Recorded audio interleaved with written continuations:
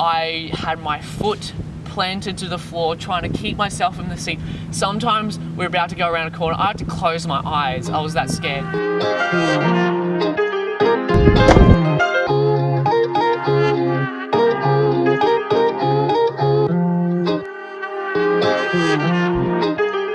Start it up.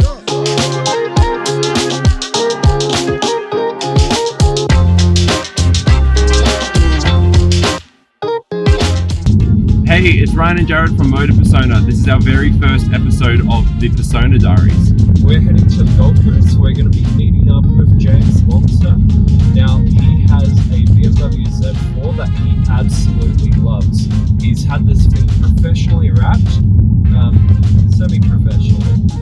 We're going to be shooting a lot more of these stories, so if you want to keep up to date with what we get up to, make sure you like, comment, and subscribe.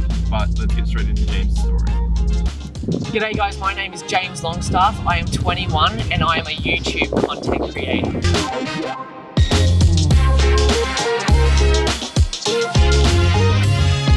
So my car is a BMW Z4 E85, so one of the first models that ever came out, the 2003 model of the Z4s, when they decided to stop the Z3s and convert over to the Z4. Z3 was more competing with the MX-5s, whereas now the Z4 that I'm in today is more competing with more your Boxster Porsches, your Boxster S's, and cars like that.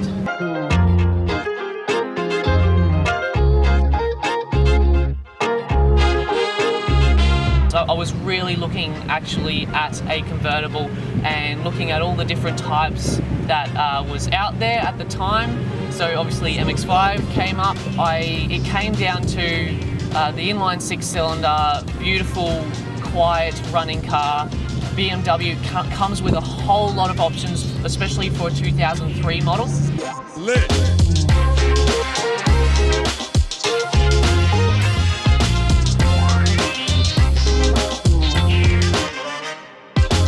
So the reason why I chose the convertible platform is during about a year ago, I really wanted to get into motorbikes, and me living at home really wasn't the best decision in regards to my mum not really enjoying the fact of probably me riding off in a motorcycle with a lot of traffic around the city and people sometimes just not seeing you on the road.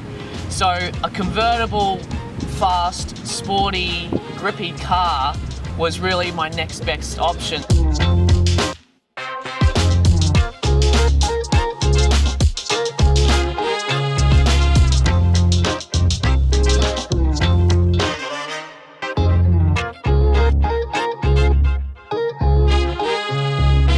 Why I wrapped the car was I saw a couple of videos out on TikTok, out on my Instagram, and a couple of people had all these different ideas, and basically I made my own design with all those ideas kind of motivating me to create something like you see at the moment.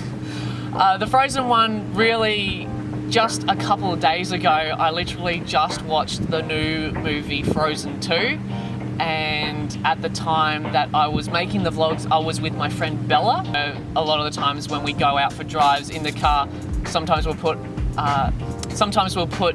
the songs from Frozen on and sing them out loud and all that. As probably as embarrassing as that is, that's what we did. And since we were out there, we both kind of just agreed that Frozen needed to go on this car.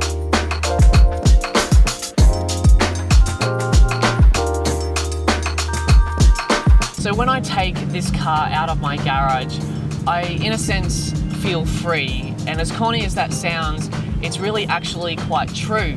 I really just feel like everything goes away, and when I go for drives and I may go up in the mountains, put the top down, and I just feel like nobody's around. But otherwise, when I'm actually driving, it actually just feels as though it's just me and the car, nobody else around. And as much as you got to abide by the rules and the laws that you can't do all these erratic things, I feel like I'm free.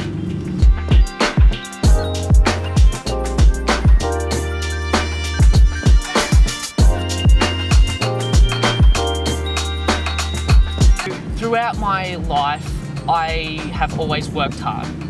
I have mowed lawns, I have washed people's cars, I have done a lot of things to earn my own money. And really, when I bought my first car, which was a Nissan Pulsar SSS, $1,000 car, I really had enough. A BMW badge to me shows a lot of the engineering that BMW put into their cars, and me owning this car, which is my first BMW, it has really shown me the lengths that BMW go to really impress their customers. I was able to get all the different types of cars, ranging from four-wheel drives, cheap hatchbacks, now a sports car. Now this is obviously a bit more up in price, but you can get some relatively cheap cars that you can take to the track. You can drift, you can do all those types of things for a very limited budget. You've just probably got to do the right research and maybe know the right people to actually go out there and get a car that's actually reasonably cheap and within your budget.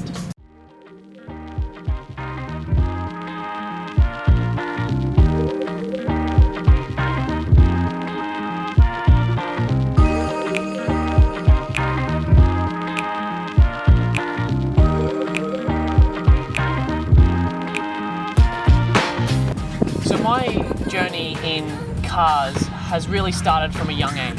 I remember watching racing on the TV, V8 supercars going around Bathurst, and I was just hooked right then and there.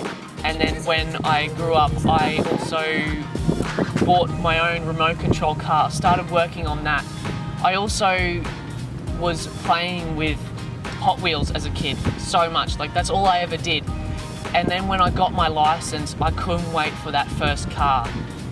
Now my passion really sets into a lot of your racing and drifting, a lot of your performance type vehicles. And just recently I took this car to the track and I thoroughly enjoyed it. The feeling of being on a track, going around a corner at such crazy speeds, especially this car, my really nice car, and it was my only daily at the time. The feeling you get of being basically on the edge of out of control of your car and going around a track at such crazy speeds with maybe something could go wrong is just a feeling that you really can't describe.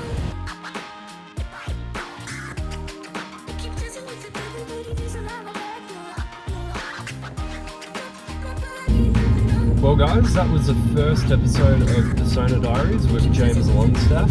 Now, he was really cool to let us ask all those questions, record all this footage for his car himself, just know more about him and why his car is so special to him, but also a few tips on actually how to get to that point of owning a Z4. Yeah, it was honestly such an amazing experience for someone who's like so young to give such like pretty like mature answers towards like a lot of the questions that we did ask.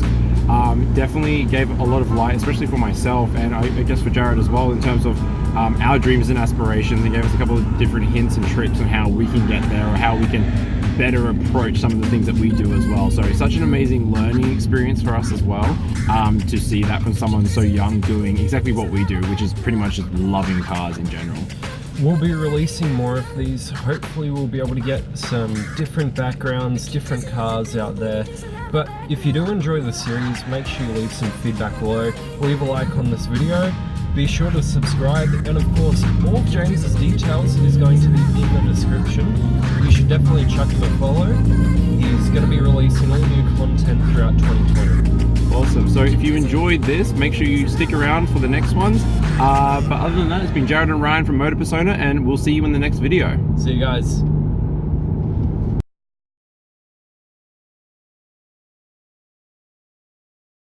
Alright, outrageous car story. But anyway, there was one corner where his brakes were slightly gone. So we ended up getting to the second last corner of the hill. I know, almost done. And the guy also having a lot of his brakes worn out at this point in time. They were very hot. He misjudged the corner. The corner was pretty wide at the start, but then went onto a much more tighter angle towards the end, and he didn't slow up enough, and he ended up going right up on an angle. I had to end up getting out of the car upwards, opening the door up and getting out that way. And I didn't realize how heavy a door is to get up that way. I always push it off to the side, but doing that, it was much more heavy than I thought. So what we ended up doing, a lot of the cars were in and around this hill at night, hazard lights on, we're all trying to make sure everybody's okay. Meanwhile, I took my parents' Prado to the car meet, and that was still like 20 minutes drive away. So I get my mate to take me there in his Subaru WRX, and we went over there and we picked up the Prado. I brought it back to the hill where they were waiting 40 minutes on this hill around this corner, and I ended up snatch strapping him out. Now when we took it out, the car was fine. I'm not kidding, like we thought the car was totaled or a write-off. We pulled this car out, the steering wasn't gone, there was a few scratches like along the side skirt, but nothing noticeable, and we just drove home from then on, and that was the last car meet that I ever made, and I just it was just a great experience.